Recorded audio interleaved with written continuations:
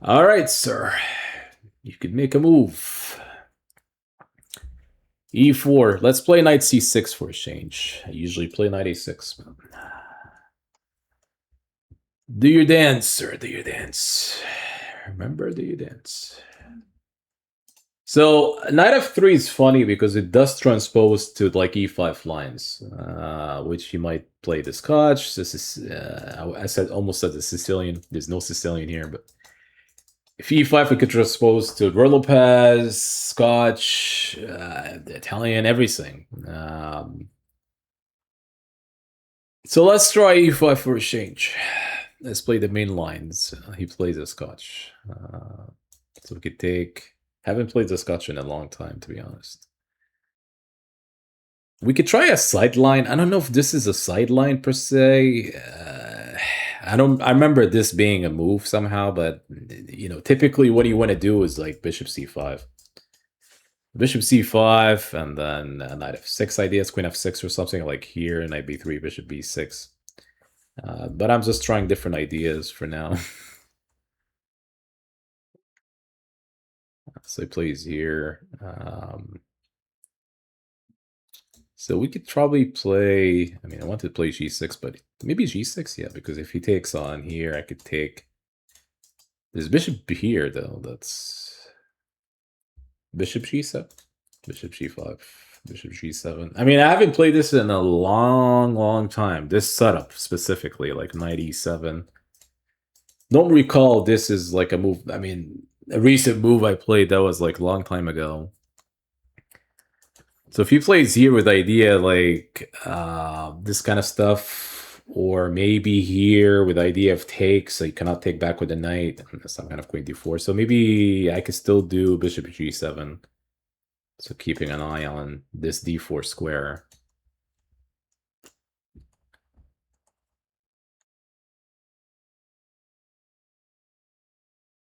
I mean, you can still take here, but I don't like it because knight takes, and it just feels like, white is not gaining much here. You could probably do bishop e2 as well, but then I'm just making this move next, which he does have to make a decision, like whether he takes on c6 or going back to f3, knight b3.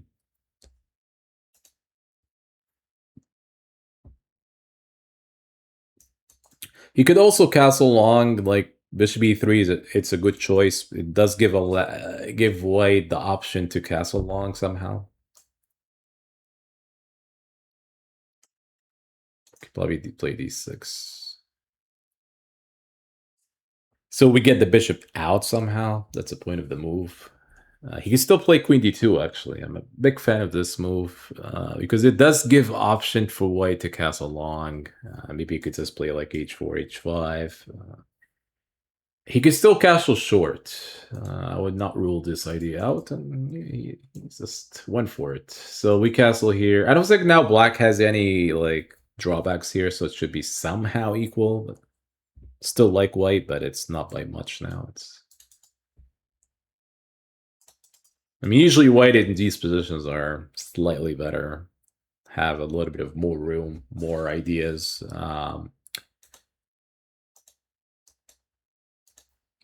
More ideas to apply. So f4, yeah, that's one good idea. I think maybe f5 is playable. So if he's check, I could play here.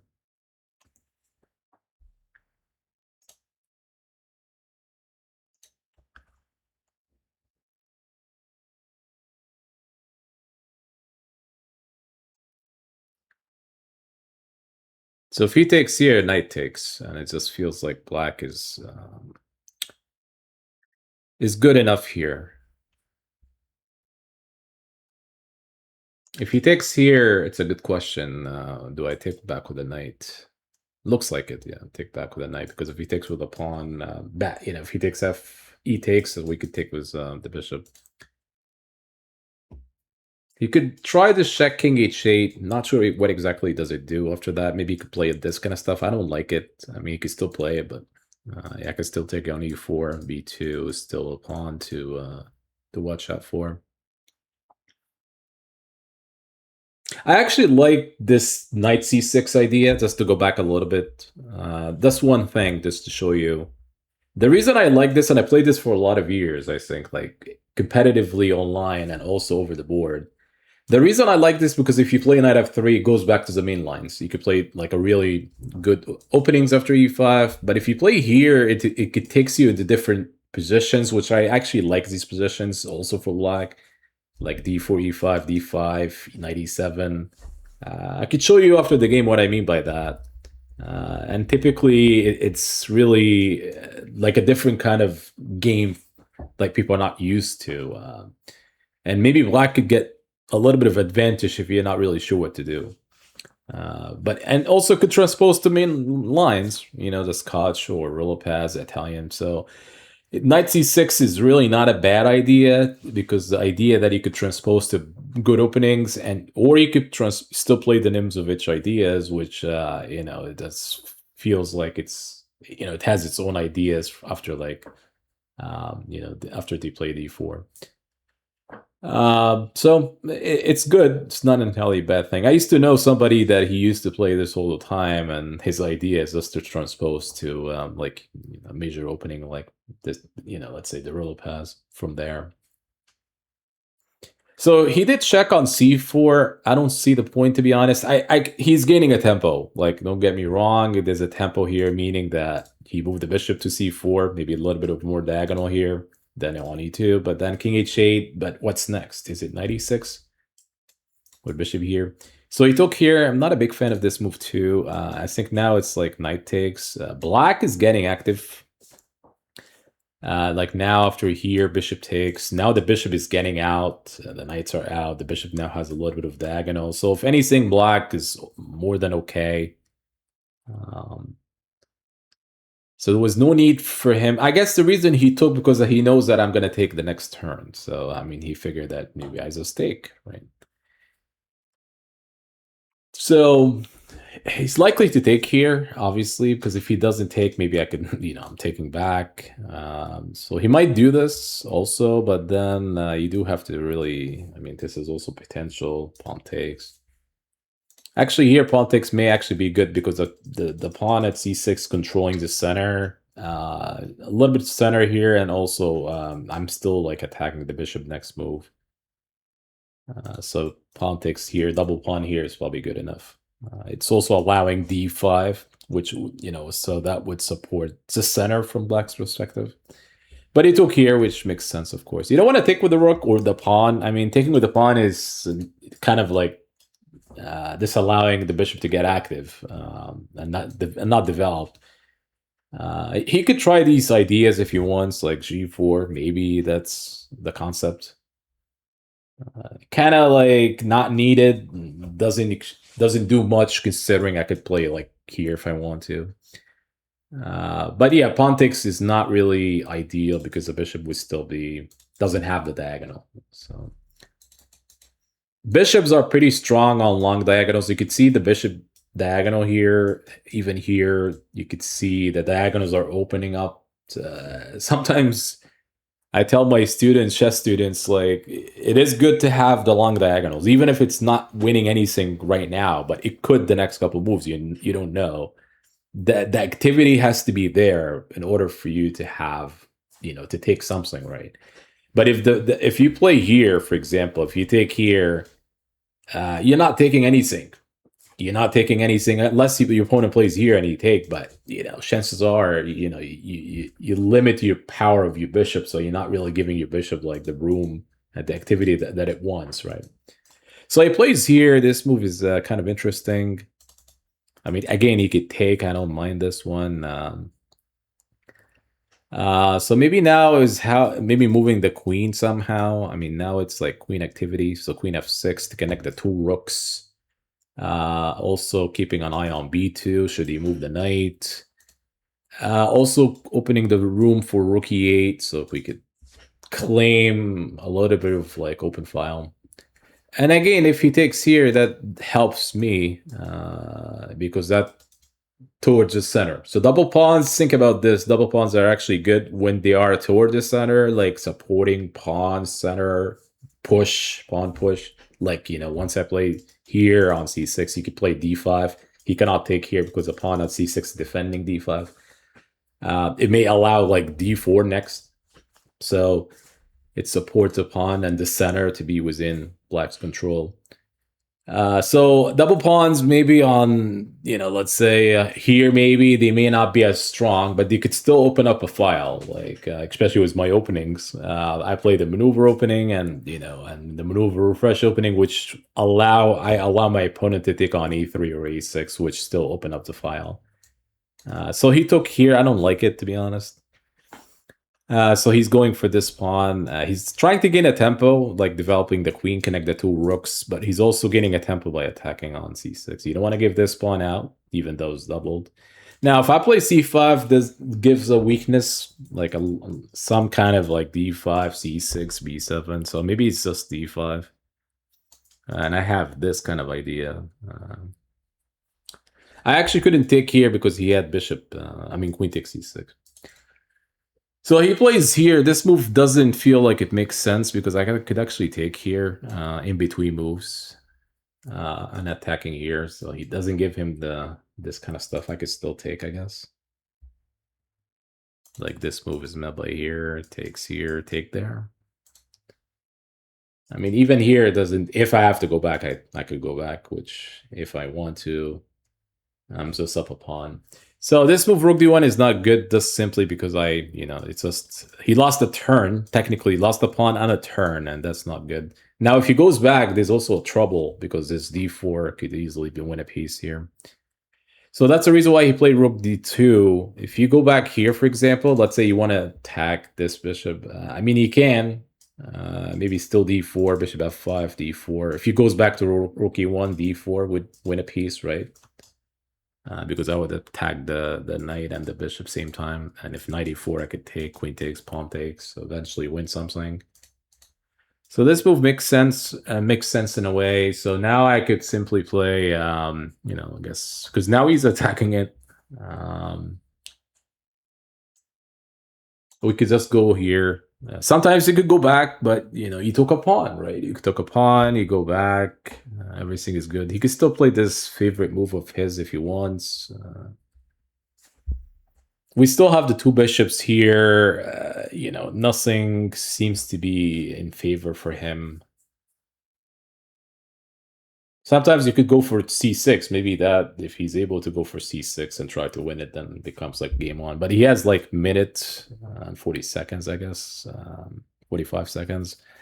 Not enough in these kind of ideas. I still have 5 minutes.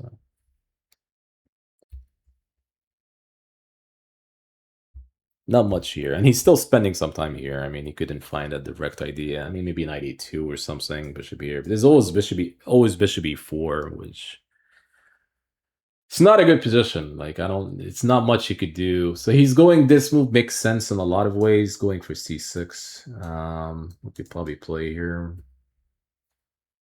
This may be idea, d4. So takes here, d4. So he goes here, and that's fine. We could go back. g4, bishop d7, or e6. So it could take, queen takes. We're still defending the pawn, I suppose.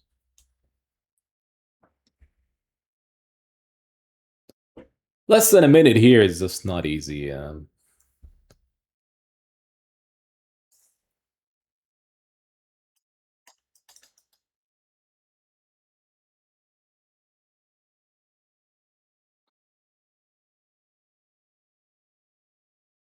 Maybe I could give him this pawn. Actually, yeah, he could take here. Maybe not just c5.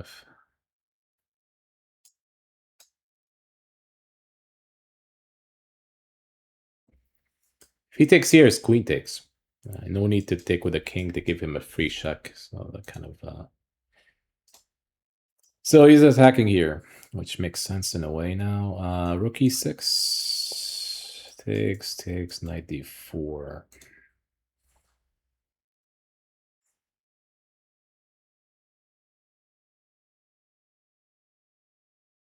Must be funny to play like this.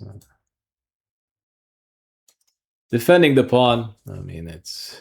And then he plays here fast enough.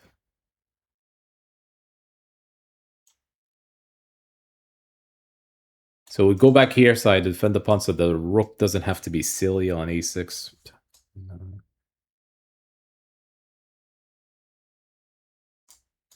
Takes, queen takes. So we could go back because the rook looks silly on a6. We could trade. I'm obsessed up everything, so I could take. I mean, not everything, but I'm up a pawn and serious pawn, and so if he check here, it's queen e5, so he doesn't take the queen.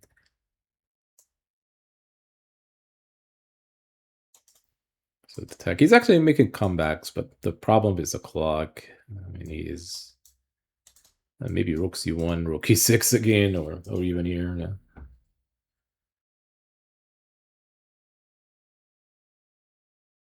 He's making some good moves.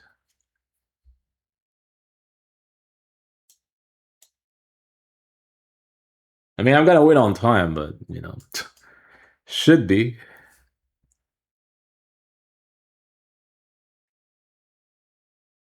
Do I do this? Try to trick him.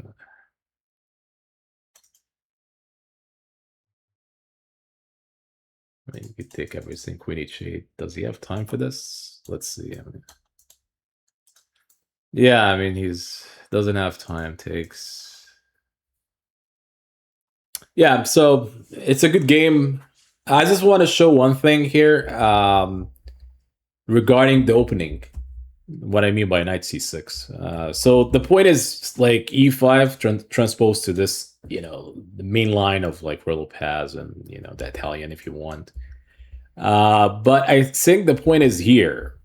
Sometimes people would play like toward the center. They feel like knight c6, but the point is like e5. And I think I like this line for black. I prefer this kind of setup here, like after knight f3, usually here. And sometimes people would do this, and then you could get this kind of structure. I mean, I've seen something similar to that, like let's say knight here and something like this, bishop e2. I'm just going too fast, but you get the point d6. Something like this, you know, would give. I mean, I had bishop takes and knight takes e4, but the point is, you might get this structure, meaning that the bishop is out, the other bishop gets in, the knights are usually active on the queen on the king side, like around here.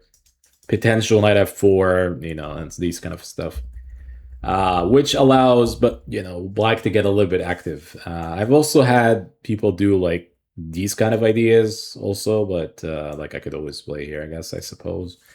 But it's different positions, completely different position. I think what seems to be interesting is maybe going here and still playing like a main idea of Scotch.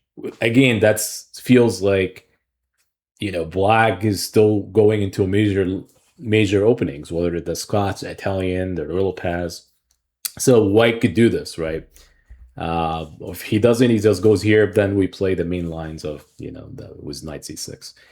Hopefully you guys enjoyed this video, and I will see you by the next one.